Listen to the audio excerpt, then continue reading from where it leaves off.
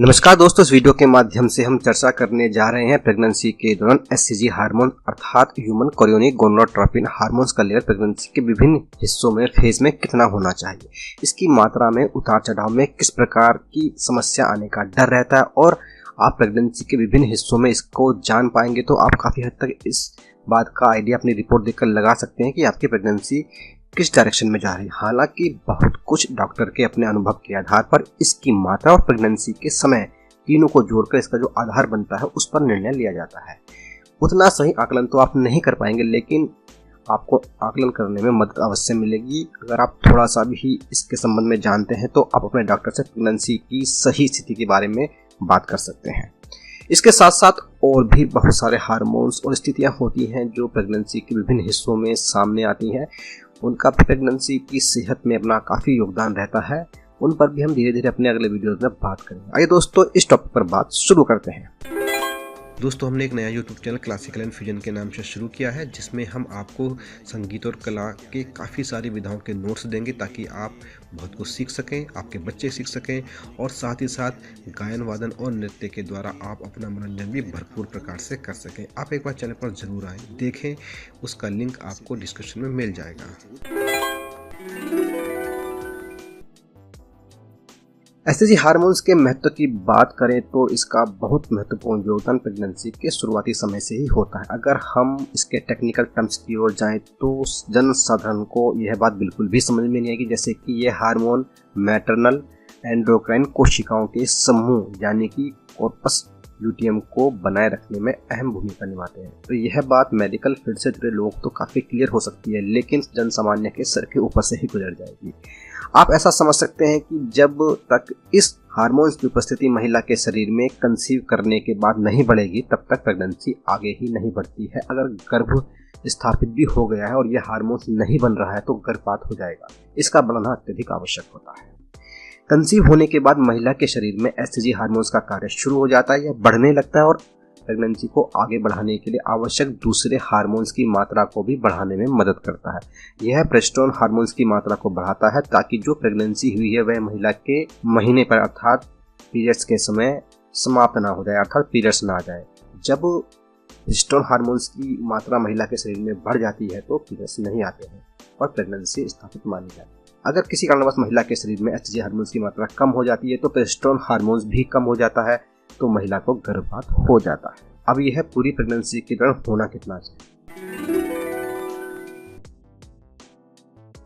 HCG को pregnancy hormones कहा जाता है। यह महिला के शरीर में तो मौजूद हमेशा से ही रहता है, लेकिन इसकी मात्रा इतनी कम होती है कि इसका पता नहीं लगाया जा सकता। जैसे ही प्रेगनेंसी आगे बढ़ती है, अंडा फर्टिलाइज हो जाता है तो इसकी मात्रा बढ़ने लगती है। यह 24 घंटे में अपने आप को डबल करने लगता है और अंडे के विकास में उसकी सुरक्षा में महत्वपूर्ण रोल निभाता है। आखिरी मासिक धर्म LMT से एचसीजी हार्मोन का स्तर सप्ताह के अनुसार हम आपको बता रहे हैं। 3 सप्ताह में इसकी मात्रा 5 से लेकर 50 AMIU/ml तक होती है। 4 सप्ताह में यह 5 से लेकर 426 AMIU/ml इसकी मात्रा शरीर में हो जाती है प्रेगनेंसी के 4 सप्ताह में, और प्रेगनेंसी के 5 सप्ताह में इसकी मात्रा शरीर के अंदर 18 से लेकर 7340 AMIU/ml तक मानी जाती है। इस दौरान महिला के शरीर में इतना एचसीजी हार्मोन्स बन जाता है कि वह महिला के ब्लड में आ जाता है, तो उसे ट्रैक कर सकते हैं किट के द्वारा। यूरिन में आ जाता है तो किट के द्वारा उसको चेक करके प्रेगनेंसी कंफर्म कर लेते हैं। 7 से 8 सप्ताह में यह महिला के शरीर में 7650 से लेकर 2,29,000 AMIU/ml तक होता है, और वहीं 9 सप्ताह से लेकर 12 सप्ताह तक इसकी मात्रा 25,700 से लेकर 2,88,000 तक होती है। 13 से 16 सप्ताह में यह 13,000 से लेकर लगभग 2.5 लाख AMIU/ml तक इसकी मात्रा मानी जाती है, और वहीं अब उसके बाद यह धीरे धीरे कम होने लगता है।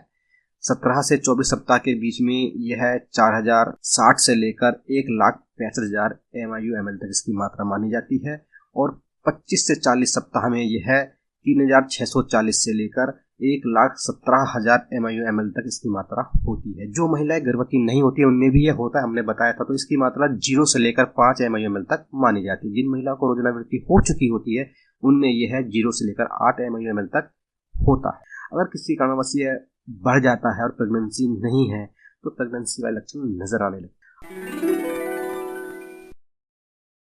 अब बात करते हैं कि इसका लेवल हमें क्या बताता है। डॉक्टर इसकी मात्रा को देखकर अपने अनुभव के आधार पर और प्रेगनेंसी के समय को देखते हुए काफी हद तक प्रेगनेंसी की स्थिति को बता देते हैं, जैसे कि हमने अभी बताया था आपको। इसके द्वारा डॉक्टर इस बात को पता लगा सकते हैं, वो ये इस प्रकार से है। महिला के गर्भ में जुड़वा बच्चे हैं या 3 बच्चे हैं, उस वक्त उसका लेवल काफी हाई होता है, तो इस बात का आइडिया लगा लेते हैं। महिला को मिसकैरेज या गर्भपात होने की संभावना तो नहीं है, इसकी मात्रा से इस बात का भी आइडिया लगाया जा सकता है। एटोपिक प्रेगनेंसी अर्थात प्रेगनेंसी गर्भ से बाहर तो डेवलप नहीं हो रही है, इसकी मात्रा से भी इस बात का पता लगाया जा सकता है। क्या शिशु के विकास में किसी भी प्रकार की कोई दिक्कत तो नहीं, इस बात का भी आइडिया इससे लगा लेते हैं।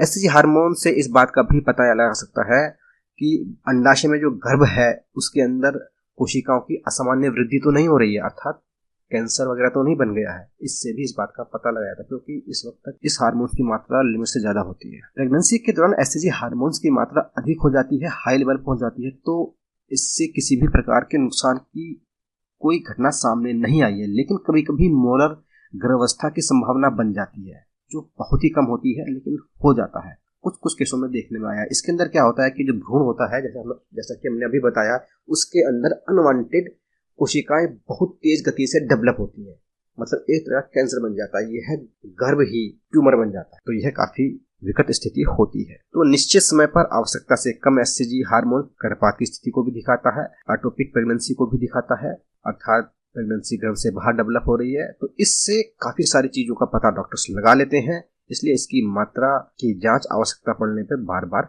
प्रेगनेंसी में की जाती है। दोस्तों, इस वीडियो में हमारी ओर से इतना ही।